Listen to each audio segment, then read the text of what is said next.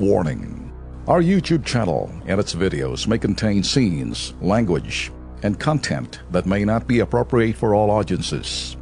These videos include surveillance footage, undercover pursuit of suspects, actual police and rescue operations, and fearless confrontations. If you do not approve of the content, please do not watch our videos. If you wish to continue, we strongly advise that you proceed with caution. Viewers' discretion is advised.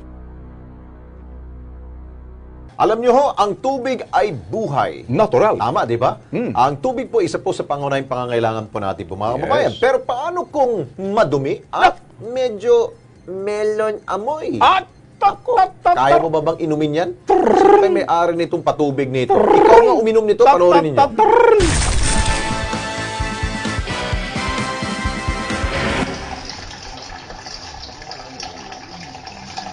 Alas 4 pa lamang ng umaga, bago pumasok sa kanilang trabaho at eskwelahan ang mga residente. Pagbukas pa lamang ng gripo, ganito na karumi ang tubig na tumataga sa mga tahanan ng Barangay Santo Niño, San Pedro, Laguna. Kulay putik at may masangsang na amoy. Hindi na nga mainom, hindi rin daw magamit ng tubig sa paglaba at maging sa mahugasan at ultimo panligo dahil sa sobrang itim nito. Nagmula ang tubig sa Prime Water Infrastructure Corporation. Kung minsan na may, wala raw tubig na tumatagas.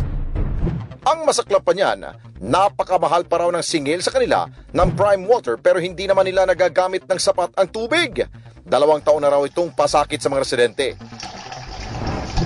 Ang iba nga sa mga nagrereklamo, sa social media na ipinapaabot ang pagkadismaya nila sa Prime Water. Sa mga opisyales dyan sa San Pedro, Laguna, abay subukan nyo kayang tikman ng tubig para malaman nyo ang reklamo ng taong bayan. Bukaw na mo! Ayun, ito yung problema talaga, no? Kung hindi naman siguro po ito nanggagaling po sa 2 concessionaires po dito sa Metro Manila dahil hindi siguro abot po dyan sa San Pedro, Laguna. May mga sariling mga water district po dyan sa kanilang lugar.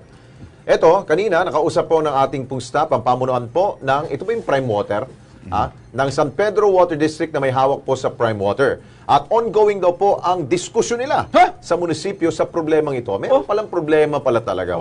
Bagamat tumanggi ho sila magbigay ng kanila pong pahayag on air dito po sa Kilos Pronto, abiso nila ho sa mga residenteng apektado na maruming supply ng tubig na magpadala ho ng formal complaint sa tanggapan po ng Prime Water at pupunta agad nila para masuri. At ayon naman po sa mga staff ng Administration Office po ng San Pedro City Government, hindi raw umano na abisuhan ng Prime Water ang ilang barangay tungkol po sa pag-aayos at paglilinis ng mga tubo na dinadaluyan po ng tubig. Ako, Lex, may mensahe ako rito. Alam nyo, kayo sa Prime Water, meron kayong kapabayaan o negligence. Una sa lahat, nagsisilbi kayo, paninilbihan sa taong bayan at nagbabayad sila sa inyo. Makinig kayo mga kengkoy, kumag at kulokoy. Masarap kayo pompyang sa inyong mga tenga. Meron pa kayo mukha magdahilan. Ngayon, pating City Hall, kumbaga, may problema na, nagdidiskusyon pa kayo. Kung sakali may repair kayong ginawa, tama naman, Lex. Mag-abiso kayo beforehand na magkakaroon ng ganire, na posibleng ganito. Pero, yung ganong klaseng nakaabot na sa amin, nakilos pronto na kayo. Unless kung makakapalang mukha nyo, makakapalang bumbunan nyo, napapanot na sa kakawalang hiyan, hindi naman siguro yan, Lex, ano? Yeah. Sa amin lang, pag nirereklamo ho kayo dito, hindi ho karangalan. Kami, nagtatawag pansin. Pero yun, magdidiskusyon pa kayo. Hindi na kayo nagdidiskusyon. Ito yung paninilbihan nyo, ayusin nyo diretso. Kasi katumbas ng pribilehiyo na yan, yun ang sinasabing pribilehiyo na maninilbihan, magsingil. Hindi naman tama yung sinasabing pero ang serbisyo. masaklap nga doon, Ben, yung isa pong pang binigay na pahayag nitong mag-file daw ng formal complaint. Yan, ano ba yun? Tama ka doon, Lex. Sobra naman kayo. Exactly. Sila na nga pinapahirapan ninyo. Parang china-challenge po ninyo na sila pa mag-file ng complaint. Ano ba kayo? Kita nyo naman ho eh. Di ba parang... Ba't hindi na lang ho ninyo gawa ng paraan, ayusin ho ninyo, or kung hindi talaga ho ninyo maayos po yan, for the meantime, kausapin niyo sila, magpadalaw kayo. Wala ba kayong budget sa PR ninyo? Ano man lang yung magpadala kayo ng tagapagsalita, magpa-anunsyo sa radyo, telebisyon, dito sa amin. Pwede ho yun. Sasabi lang ho, ang Prime Water po ay undergoing po ng repair ng mga tubo. Baka siguro abot po ng 1 taon po. O at least alam ng mga tao ho ninyo.